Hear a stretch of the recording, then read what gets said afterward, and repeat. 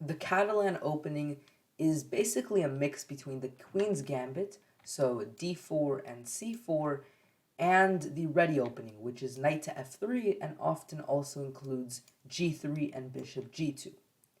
And by doing this mix, you get nice control in the center with these two pawns, but also an incredibly safe king once you castle short with this really nice light square fianchetto. So let's see how this looks in a game. So d4, d5, c4, e6, knight f3, knight f6, and now g3, fianchettoing the bishop. And there's a couple of options here, but just to show you exactly how this could look, let's take bishop d6, for example, bishop g2, black castles, and now you castle. And you can see what I was talking about, where you have nice central control, but also a really solid setup where this bishop is not only a very nice piece along this diagonal, but it also serves the purpose of being a great defender for this king, where now suddenly you have a lot of squares defended near your king. And with the Catalan, there's a couple of ways that black could play this, and you need to be prepared to play against both of the ways that they can play. One of the options that black might play is taking this pawn on c4 very early. This is called the open Catalan, and so, for example, here, if instead of playing bishop d6, they could already take the pawn. Now, you have a couple of ways to play against this.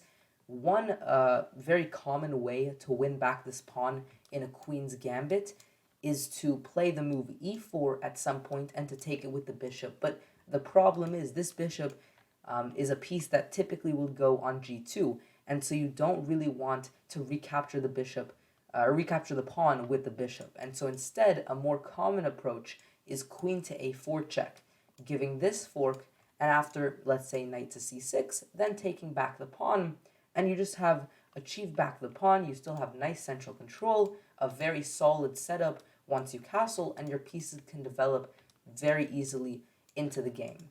And so this would be a great way if they take, but another approach if they take is to basically ignore this pawn. Basically saying that if they take the time to defend this pawn, they're just wasting so many moves that the pawn is not worth it, because they're going to be weakening their position and wasting a lot of time doing it. And so, for example, in an approach like this, you could play bishop g2 here. And after they play a6, with the idea of meeting queen a4 with b5 and having this setup, well, you can very easily castle. They play b5 to defend the pawn, and you have a lot of ways to chip away at this setup here. Your bishop might activate now, and now you see the power of this bishop not only being a defending piece, but also an attacking one, where whenever this knight moves, you're also going to come with an attack on this rook.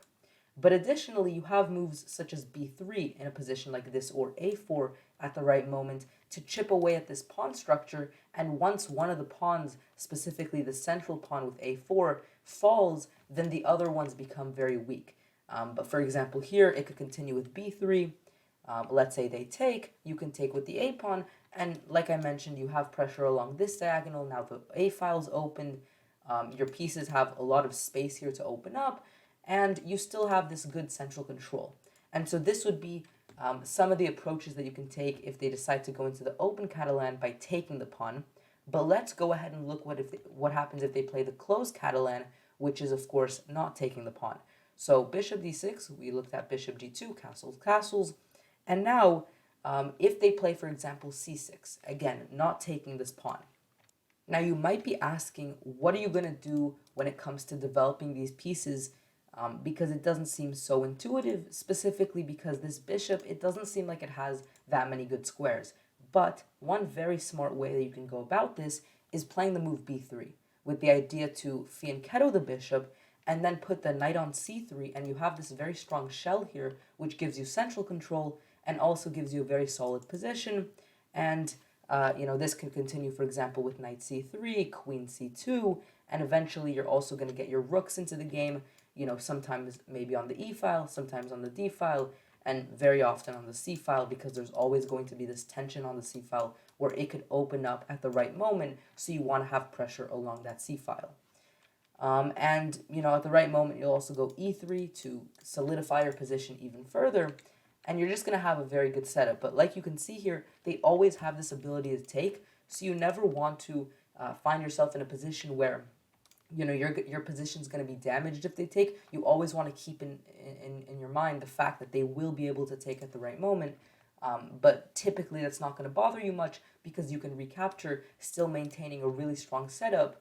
And like I said, continuing with e3 to solidify that setup. So this is one approach to developing your bishop in the closed Catalan, but a second one is indeed to just develop the bishop to g5 here. And so, for example, this might look like, let's say, starting with queen c2, knight to d7, and then bishop g5. Now, yes, one of the clear options for them is to go h6 and question this bishop, because you don't have that luxury of going bishop h4 because you're going to get trapped. Maybe this is still something to consider in some lines where maybe you can sacrifice and open up the king. So maybe you can consider this, but it's probably not going to work very often. So you're going to need to be prepared to take the knight here. And then you can continue, for example, with a move like knight to d2, and it's really about preference. Do you care about having these double fianchetto bishops, or would you prefer to trade off this bishop for this knight here and then continue the development this way? Both are completely legitimate options. Hopefully this little video here helped you learn the Catalan and now you're ready to go ahead and play it. Let me know down below what you thought about this video. Subscribe if you're new around here. Like this video if you enjoyed it, and I'll see you guys next time. Peace out.